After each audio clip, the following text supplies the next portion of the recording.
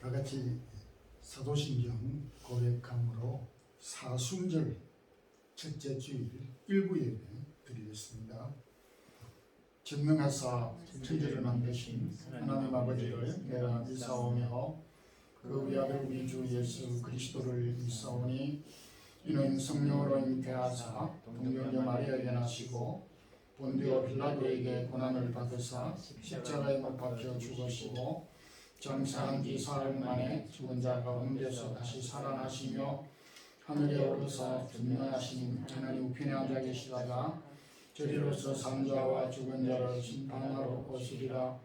성령을 믿사오며 거룩한 공회와 성도가 서로 교통하는 것과 죄를 사하여 주시는 것과 몸이 다시 사는 것과 영원히 사는 것을 믿사옵나이다. 아멘. 찬양과 영광을 주 하나님께 돌립니다. 복된 귀한 성일 주셔서 이날도 주님의 백성들이 주님 앞에 나와 찬양과 경배를 드릴 때에 하늘의 신령한 것들로 공급해 주옵소서.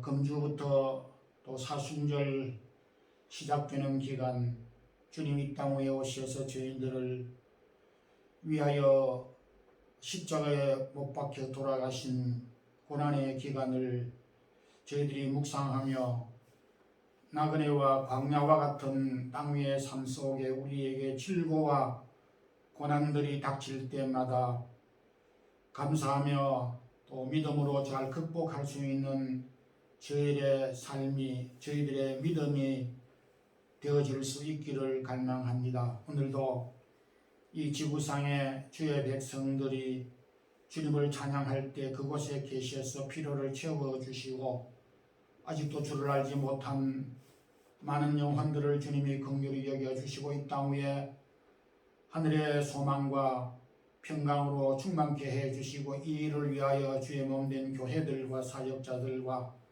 선교사들을 보내셔 사역하여 서사오니 그 사역들을 위해 하나님이 축복하여 주시고 권능을 더하여 주셔서 주께로 이르는 자들이 많아질 수 있기를 원합니다. 이베리아 지역 또 이 스페인 땅 마드리드 지역 주의 몸된 사랑의 교회를 세워 주셨고 주의 성도들을 부르셔서 주님의 몸된 교회를 섬기게 하시고 진리 위에 세워진 그래서 선교의 사명을 감당하며 사랑을 실천하는 교회로 세워 주신 지 20년이 흘렀습니다. 계속하여서 이 귀한 복된 사명과 사역을 잘 감당하는 교회와 성도들이 되기를 원합니다. 오늘도 출타 중에 있는 성도들, 육신이 연약한 자들, 믿음이 연약한 자들을 주님이 붙잡아 주시옵소서. 외국 땅에 살아가는 우리 성도들의 기업하는 일들과 특별히 2세들 자녀들을 축복해 주옵소서. 오늘도 주님의 몸된 교회를 기쁨으로 섬기는 우리 성도들의 손길과 하는 일들, 기도의 제목들을 축복해 주옵소서. 오늘도 주 앞에 나와서 주님의 말씀을 듣고 새 힘을 얻기를 원하오며 동영상과 녹음과 또 현장에서 말씀을 듣는 우리 모든 성도들이 주의 말씀으로 충만케 하옵소서. 부족한 종 주의 말씀을 잘 섬길 수 있도록 능력 더하여 주옵소서. 예수 그리스도 이름으로 기도드리옵나이다. 아멘. 하나님의 말씀은 신약 성경 요한복음 4장 6절에서 10절 말씀입니다. 함께 우리 합독하겠습니다. 거기 또 야고보의 우물이 있더라. 예수께서 길 가시다가 피곤하여 우물 곁에 그대로 앉으시니 때가 6시쯤 되었더라. 사마리아 여자 한 사람이 물을 기르러 왔으며 예수께서 물을 좀 달라 하시니 이는 여자들이 먹을 것을 사러 그 동네에 들어가서 이르라. 사마리아 여자가 이르되 당신은 유대인으로서 어찌하여 사마리아 여자인 나에게 물을 달라 하나이까 하니 이는 유대인이 사마리아인과 상종하지 아니함이로라. 예수께서 대답하여 이르시되 너가 만일 하나님의 물과 또 내게 물 좀 달라 하는 이가 누구인 줄 알았더라면 내가 그에게 구하여 쓸 것이요 그가 생수를 내게 주었으리라. 아멘. 성경에 대략 우물이라는 용어 또 우물과 관련된 기록이 한 50여 차례 나오고 있습니다.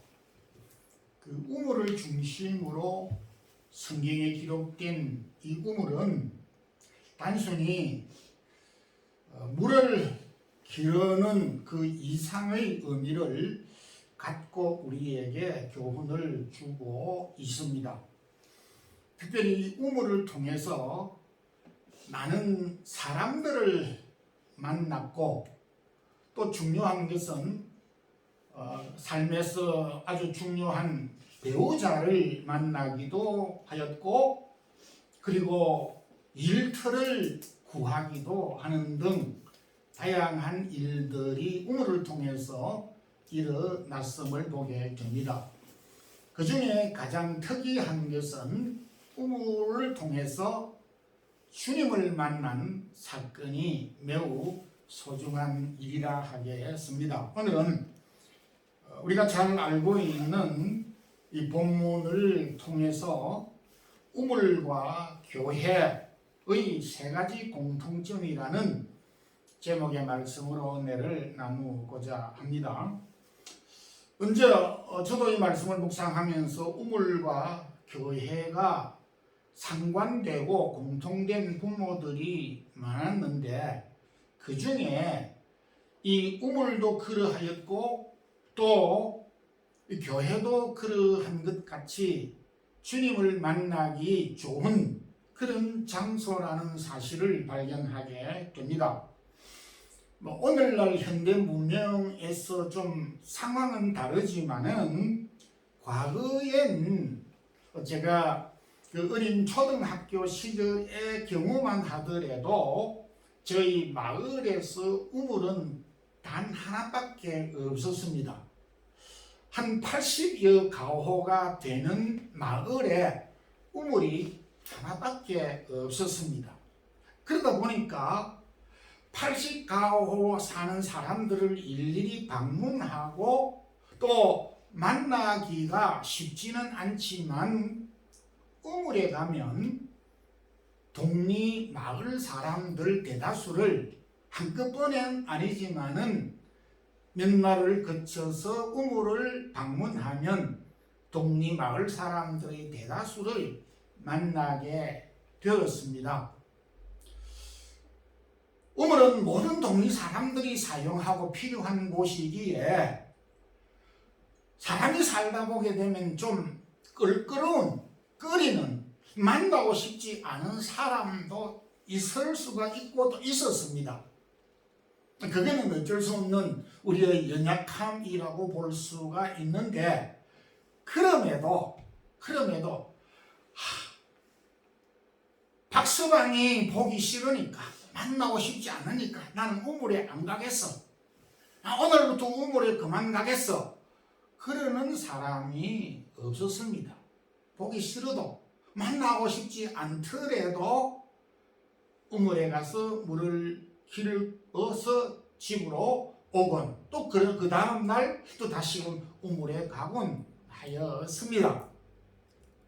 그리고 우물은 또 하나의 특징은 그 마을 사람들 가정마다 대소사의 일들이 있었더랬는데 우물에 가면 그 집안의 마을의 소식들을 많이 잘 듣습니다. 어린아이가 출생을 하였다든지 누가 시집 장가를 간다든지 또 어느 그 집 어른이 회갑을 당해서 오늘 잔치를 한다든지 또 어느 가정에 할아버지 할머니가 세상을 떠나 상을 당했다라고 하는 이런저런 좋은 소식 나쁜 소식도 곁들여서 이 우물에서 소식을 듣게 됩니다. 실제 제가 그 초등학교 중학교 과정을 시골 마을에서 살았기 때문에 실질적으로 그러하였습니다. 특히 이제 농번기가 되면 바쁜 일처리 다가오면은 우물가에서 사람을 구하고 도움을 요청하는 그런 경우도 봤습니다. 오늘 우리 집에 모내기를 하는데, 오늘 우리 집에 타작을 하는데 일꾼이 없어서 오늘 상당히 어렵다. 그래서 좀 도와달라. 이렇게 해서 우물에서 일꾼을 구하기도 도움을 주기도 받기도 하는 그런 것을 보았습니다. 오늘 이 본문에 나오는 사마리아 여인이 그 마을에서 어쩌면 좀 소외된 그런 대표적인 사람이라고 보여집니다.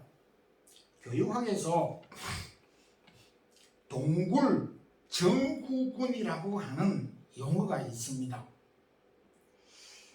대인관계를 깊이 하고 특히 자기 방에서 나와서 가족을 만나는 것이라든지, 나아가서는 자기 집에서 나와서 다른 사람을 만나고 이야기하는 것을 깊이 하는, 또 만나고 싶지 않는 현상을 동굴정후군이라 그렇게 말을 합니다. 제가 이 외국에 살면서 동굴정후군이 청소년 시절의 경우만이 아니라 나이에 상관없이 시간이 흐르면 흐를수록, 외국 생활을 많이 하면 할수록 동굴정후군의 정세가 더 많이 나타나고 많은 사람들이 그와 같은 정후군에 합류하는 것을 눈여겨볼 수 있습니다. 언젠가는 자주 만나고 보였는데 언젠가부터 그 사람의 얼굴을 볼 수가 없는 것입니다. 그렇다고 해서 그가 병원에 입원을 하였거나 몸이 좋지 않은 것도 아닌데 전혀 만날 수 없는 경우를 봅니다. 저도 이 마드리드에 살면서 과거에는 자주 만났는데 시간이 흐를수록 만나고 또 이야기하는 그 경우가 점차적으로 줄어들면서 상당히 10년도, 5년도, 6년도, 2년도, 1년 전에 만나고 아직도 만나지 못한 사람들이 갈수록 숫자적으로 늘어나고 있는 동굴정후군의 정세를 경험할 수 있습니다. 이는 저 경우도 예외가 아닌 듯하게 느껴지기도 합니다. 이 본문 사마리아 여인은 전형적인 동굴정후군의 정세를 가진 사람으로 그렇게 비춰집니다. 왜 그러냐니까 오늘 이 6절에 이 여인이 우물가에 물을 길러러 나갔는데 제6시쯤 나갔다 했습니다. 이는 그 유대 당시 시간으로 제6시라고 하는 것은 지금 현재 우리가 이해하기 좋도록 시간을 환산하면 정오, 낮 12시를 가리키는 것입니다. 우리가 알다시피 스페인도 정오가 되면 날씨가 덥고 태양이 따갑습니다. 그래서 당시에 많은 사람들은 이 정오에는 아무리 특별한 사정을 가진 경우에는 제외가 되겠지만은 보편적으로 제가 어린 시절 시골에 살았을 때에도 아침 일찍부터 또 혹은 저녁 해질 무렵에 사람들이 우물에 대거 모여서 물을 깃는 것을 보았습니다. 그래서 아침과 저녁에 많은 사람들이 우물에 내왕을 하면서 물을 깃고 가끔 낮에 한두 사람이 물을 그런 깃는 경우가 보편적이었습니다. 유대사에도 비슷한 그런 경우였습니다. 근데 이 사마리아 여인은 사람들이 잘 물을 길러러 오지 않는 그 시간, 정오 시간에 물 길러러 오게 된 것입니다. 물을 길러러 오지 않을 수는 없고 사람은 만나기 싫고 그러니까 사람이 없는 그런 시간을 선택해서 온 것이 아니겠느냐라고 충분히 우리가 이해할 수 있는 부분인 것입니다. 그런데 이 사실을 주님도 아시고 이 사마리아 여인을 만나기로 작정을 하고 이 시간에 먼저 우물에 도착해서 계셨던 것입니다. 그래서 이 사마리아 여인은 예기치 않게 사람이 없는 걸로 생각을 했었는지는 모르지만은 유대인 남자가 우물가에 이렇게 앉아 있는 것을 보고 놀랐는지는 여기 기록이 없습니다만은, 그래서 주님께서 이 사마리아 여인에게 물을 좀 달라 했습니다. 이 사마리아 여인이 대뜸 하는 말이 당신은 유대인이고 또 제가 생각을 할 때 남자인 당신이 이방인 사마리아 남자가 아닌 여자인 나에게 어찌하여서 물을 달라고 그렇게 요청을 할 수 있느냐 감히. 우리 한국 사회도 남녀가 유별을 해서 상종을 잘 하지 않았던 그런 경우들을 볼 때 이해가 충분히 가고도 남습니다. 그토록 사람들을 기피하여서 숨어서 물을 길러러 가려고 했지만은 사마리아 여인의 생각과 좀 다르게 주님을 만나게 됐고, 또 주님과 대화를 하는 가운데서 이 여인이 주님이 메시아라고 하는 사실을 알게 되어졌습니다. 그도 그럴 것이 사마리아 여인은 남편을 5이나 둔 부도덕한, 그래서 그 사회 속에서 소외시 되고 자신의 모습을 드러내지 않고 감추고 싶은 마음이 항상 내재되어 있었기 때문에 사람을 만나는 것을 꺼려하였고, 아까 제가 말씀을 드렸던 대로 동굴증후군에 속할 수밖에 없는 상황을 가지고 있었습니다. 본인이 원치 아니하였지만은 주님은 그를 만나 주었고, 주님을 만남으로 그 여인은 42절에 그가 참으로 세상의 구주이신 줄 알리라. 주님을 만남으로, 주님을 영접함으로 그의 인생이 바뀌었습니다. 오늘은 물을 길르기 위해서 반드시 가야 되는 장소이지만은 그 우물을 통하여서 이 사마리아 여인은 그의 인생의 최대의 전환기가 되는 주님을 만남으로 인생관이, 인생 자체가 바뀌었다는 것입니다. 우물이 그러하였다면 오늘 이 시대에 교회를 통해서 많은 사람들이 주님을 만나는 것은 당연지사입니다.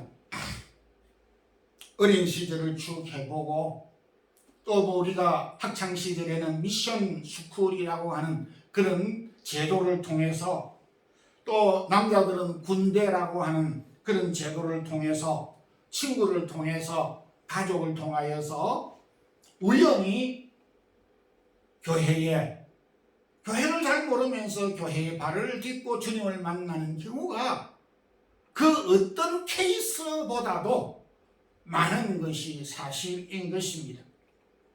저 여러분들도 이 외국 땅에서 약속하고 만난 것은 아닙니다.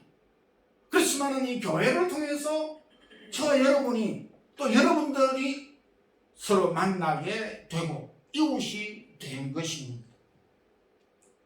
특히 한 걸음 더 나아가서 이 교회를 통하여서 이웃을 만났을 뿐만 아니라 친구가 되기도 하고, 그리고 교회를 통하여서 배우자를 만나 결혼을 하기도 하는 것입니다. 교회를 통하여서 일터를 구하는 케이스도 있습니다. 저도 저희 집 사람과 이 교회를 통하여서 만나서 결혼을 하게 되어졌습니다. 우리 성도들 가운데서도 어떤 다른 케이스를 통하여서도 결혼 배우자를 만났었겠지만은 대부분의 많은 사람들이 교회를 통하여서 배우자를 만난 경우가 많은 것이 사실입니다. 더 중요한 것은 교회를 통하여서 주님을 만나고 하나님을 만났다는 것이 참으로 소중한 일이 아닐 수가 없습니다. 믿음의 사람 야곱이 그의 아내 라헬을 만난 것도 우물이었습니다. 모세가 그의 아내 십보라를 만난 것도 우물에서 만났습니다.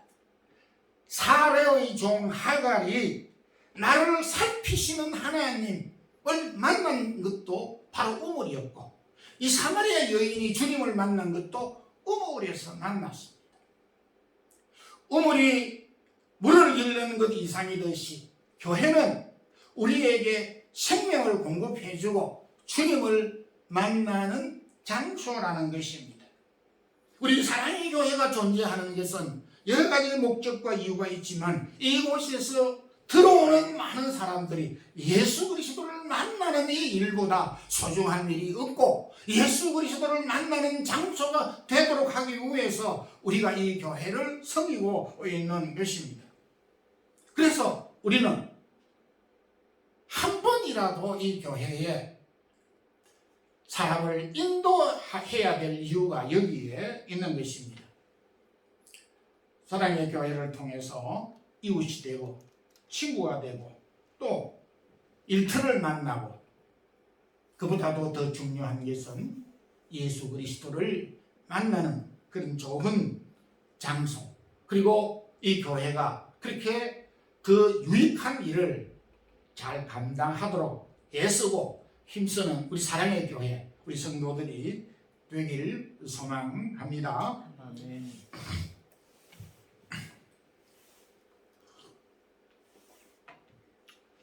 우물과 이 교회의 특징은 그 마을의 중심에 있다라는 것을 보게 됩니다.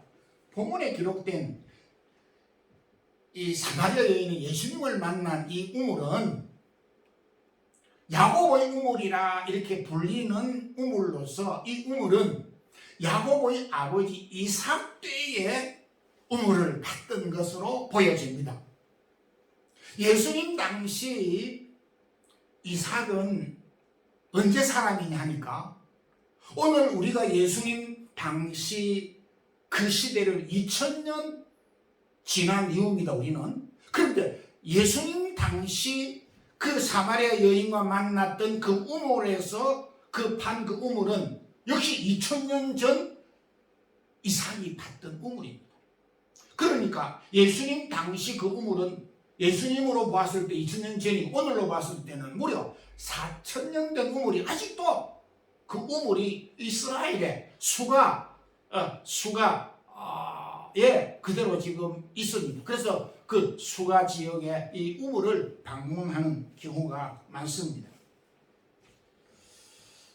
그러니까 이 사마리아 지역의 수가라고 하는 마을, 이 동리는 이 우물을 중심으로 해서 형성된 마을이다, 이렇게 단번에 이해가 되는 것입니다. 오늘날 우리가 이 유럽에 살고 있지만, 유럽을 그 여행하다가 길을 잃으면 그 십자가가 보이고 종탑이 보이는 그 교회당이나 혹 성당을 보면, 그곳이 그 지역, 그 마을, 그 도시 중심에 있다라고 하는 것을 발견하게 됩니다. 우리가 살고 있는 이 바에카스도 여기에 교회당이, 십자가를 우뚝 솟은 이 교회당이 이 마을의 중심인 것을 볼 수가 있습니다. 우물이 그 마을의 중심이 있다는 것은 그 우물이 그 마을에서 소중하고 그 우물을 중심으로 해서 그 마을이 형성됐다. 우물과 그 마을 사람들의 생활 패턴과 분리될 수가 없다라고 하는 의미를 가지고 있다면, 교회가 그 지역의 중심이 있고 교회가 그 지역에 있다라고 하는 것은 교회와 그 지역과 그 지역 사람과 별개 분리할 수가 없다라는 것이고, 한 걸음 더 나아가서 삶의 중심이 교회라고 하는 것을 우리에게 보여주는 사례입니다. 이스라엘 백성들이 광야 40년을 생활할 때에 중요한 한 가지 원칙이 있었습니다.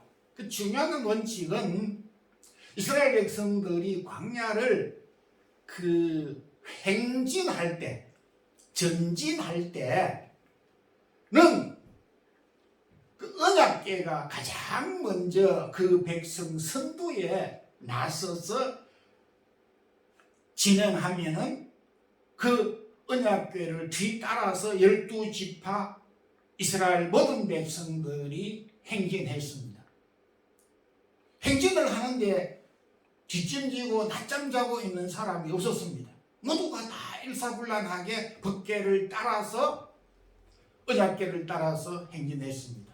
그런데 구름과 불 기둥이 멈추었을 때 그 행진하던 이스라엘 백성들의 그 행진이 일단 멈추면서 그곳에서 장막을 치게 되고 그곳에서 성막을 중심으로 12지파 이스라엘 백성들이 거주하게 되는 것입니다. 전진할 때는 언약궤가 앞서 인도를 했고 광야에서 진을 치고 머물 때에는 가장 핵심 중앙에 성막이 있었고 사방에 세 지파씩 12지파가 포진하여서 성막을 중심으로 거주하였던 것을 보게 됩니다. 이것은 누가 보더라도 또 성경도 그렇게 말씀하고 있습니다. 이스라엘 백성들의 삶의 중심이 성막 중심의 삶이었다라고 하는 것을 우리에게 보여주고 있습니다. 성도 여러분, 오늘도 우리가 광야와 같은 삶을 살아가고 있습니다. 그런데 우리가 광야와 같은 길을 걸어갈 때 목표도 방향도 찾기가 쉽지 않습니다. 그럴 때에 이스라엘 백성들이 언약궤를 보고 따라갔듯이 우리도 하나님의 말씀을 따라서 가야 되고 머물 때에는 성막을 중심으로 해서 이스라엘 백성들이 머물렀는데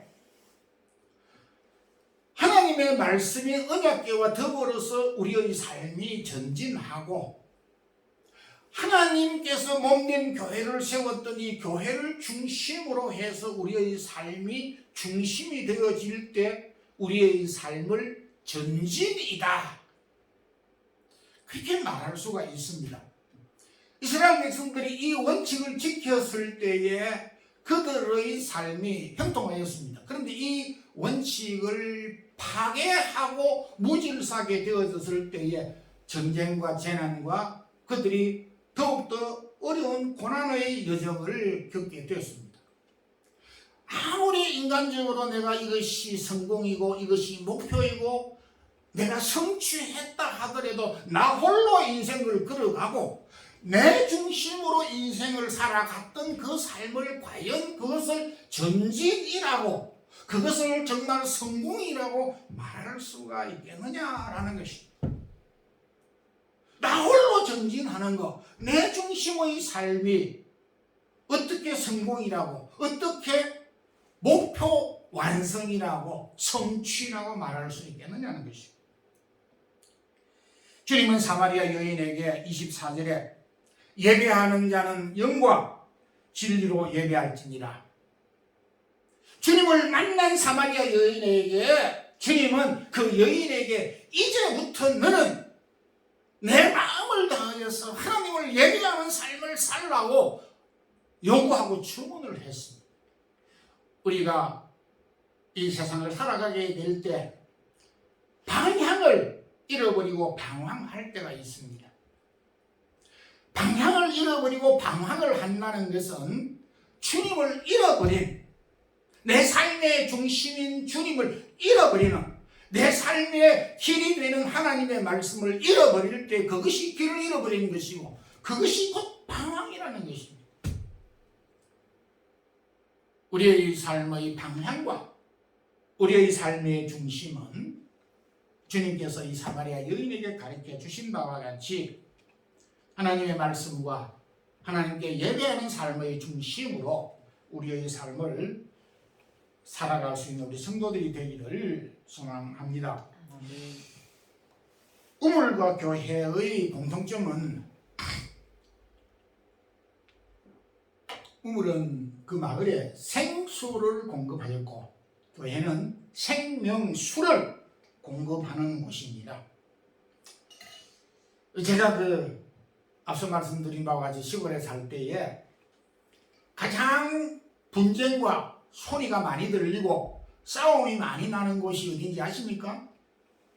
역시 우물입니다. 우물에서 싸움이 빈번하게 일어납니다. 내가 먼저 왔느니 그렇게 물을 혼자서 다 풀어가면은 어쩌니 우물이 하나밖에 없으니까 물이 모자랄 수밖에 없는 것입니다. 김장철이나 가을에 되면은 물이 모자라기 일수입니다. 그러면 이 우물에서는 소리가 높고 분쟁이 되고 다툼이 생기는 경우가 있었던 것을 제가 보았습니다. 이삭이 성경에 우물을 7번 정도 봤습니다. 그보다 더 많이 봤을 수도 있겠고 덜 팔 수도 있겠지만은 그러한 기사들이 매우 많이 기록이 되어져 있습니다. 이삭이 우물을 팔 때마다 조용하게 파서 그 우물의 물을 마신 적이 없습니다. 우물을 파자마자 생수가 콸콸 쏟아져 나왔는데 그 기쁨은 잠시 블레셋 사람들이 아말렉 사람들이 돌을 커크로 메우고 시비를 걸어서 그 우물을 빼앗고 쫓아내는 그 우물로 말미암아 오히려 더 고생을 하게 되는 경우들이 있었습니다. 우물이 없었으면 그런 고생을 하지도 아니하였을 것인데 왜 이런 일들이 있습니까? 우물에서 생수가 나오기 때문에 모든 사람에게 모든 가축에게 생수가 반드시 필요한 것이기 때문에 한 어린 아이에게만 이 가정에게만 100년 전에만 1000년 전에만 1000년 이후에만 우물이 필요한 것이 아니고 모든 세대 모든 시대 모든 종족 모든 사람 모든 경우에 밤낮 없이 반드시 필요하기 때문에 모든 사람들에게 필요한 우물이기 때문에 분쟁과 비하가 생길 수밖에 없다라는 것입니다. 교회는 어떻습니까? 저도 이 교회를 섬기면서 크고 작은 분란과 소란과 분쟁들을 많이 보았습니다. 가슴 아픈 일이 많았습니다. 그래서 제가 이해가 부족하였을 때는 참 낙심도 하기도 하고 원망도 하기도 하였지만 제가 깨달은 하나는 교회가 왜 이렇게 시시비비가 많은가? 그것은 구원의 생명수를 주님이 맡겼기 때문입니다. 이사야 12장 3절에 너희가 기쁨으로 구원의 우물물에서 물을 기르리로다.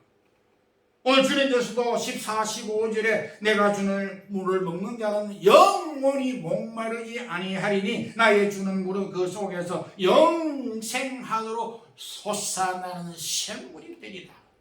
이 엄청난 것 때문에 시기와 분쟁과 다툼이 생길 수밖에 없다는 것입니다. 물론 우리의 연약함과 욕심이 분쟁의 원인이 되기도 한 것도 부인할 수가 없지만은 근원적으로 아무 이유 없이 하나님의 교회가 시시비비에 휘말리고 분쟁의 소용돌이 가운데 있게 되는 이유는 교회가 하나님께서 우리에게 맡겨주신 구원의 영생, 구원의 생명수를 맡겼기 때문에 사탄은 이것을 가만히 보고 있을 수가 없다라고 하는 것입니다. 시대마다 우물에 블레셋 사람이 이삭의 우물물을 팠을 때에 흙으로 메우고 돌로 메워 섰듯이 하나님께서 예수 그리스도를 통하여서 우리에게 허락한 이 구원의 우물을 이 세상 잡다한 거짓과 이러한 것들로 이 진리를 막아버리는, 구원의 우물물을 퍼지 못하도록 메워버리는, 방해하는 요소들과 사상과 거짓들이 얼마나 많습니까? 오래된 기간은 아니지만 근대 역사에서 기독교 진리를 흙으로 메운, 마치 블레셋 사람이 이삭의 우물물을 흙으로 메워버린 것과 같이 기독교의 진리에 흙과 돌로 메워버렸던 사람이 있었습니다. 대표적인 사람이 이 진화론을 주장한 찰스 다윈입니다. 지난 세기 동안 기독교의 진리를 정면 도전한 찰스 다윈을 들 수가 있습니다. 그는 진리를 거짓으로 흙으로 메워버렸던 블레셋 사람과 똑같은, 다르지 않는 사람 중에 한 사람이었다라고 감히 말할 수가 있습니다. 공산주의를 만들었던 칼 마르크스, 무신론을 주장하면서 하나님이 없다라고 주장했던 이 마르크스, 그리고 그도 역시 구원의 샘물의 물을 퍼지 못하도록, 공급하지 못하도록 그 구원의 우물물의 돌과 찌꺼기와 흙으로 메워버렸던 거짓 당사자라고 하는 것입니다. 그리고 오늘날 많은 이단들, 오늘날 교회를 약화시키고 진리를 약화시키기 위해서 혼합주의를 만들었습니다. 석가모니도 좋고 공자도 좋고 힌두교도 좋고 다 그 가운데 똑같다, 진리는 똑같다, 둘러가나 매치나 정상에 올라가면 동일하다 라고 하는 혼합주의가 교회 안에 팽배되어져서 내가 곧 길이요 진리요 생명이라고 하는 주님께서 말씀해 주신 이 진리가 흙으로 메워지고 파괴되고 발휘하지 못하도록 빛을 잃어버리게 만드는 혼합주의 시대 사상, 우리가 직면하고 있습니다. 지금 우리는 그리스도를 믿는 믿음으로 구원 얻는 이 진리, 이 생수들이 여러 세상의 사상의 찌꺼기들로 덮여가지고 빛을 발하지 못하고 있는, 잠식되어져 있는 시대에 우리가 지금 살고 있다 하는 것을 알아야 되는 것입니다. 결론적으로 말씀을 맺겠습니다. 우리가 어떤 시공간에 관계없이 주님을 만날 수 있지만 교회는 무엇보다도 주님을 만날 수 있는 좋은 장소입니다. 우리가 힘들지만은 이웃들을 한 번이라도, 한 사람이라도 교회에 인도하고 말씀을 듣게 해야 하는 이유 중에 하나입니다.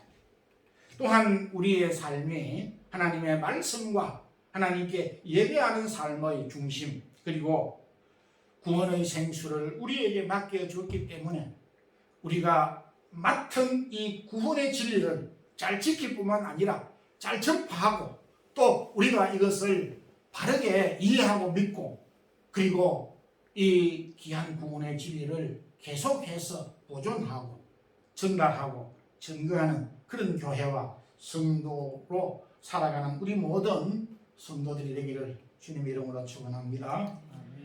기도드리겠습니다. 주님 감사합니다. 오늘도 사순절 첫 번째 주일 주간 또 우리에게 허락해 주시어서 오늘도 우리에게 주신 귀한 말씀을 또 다시 한번 묵상해 보았습니다.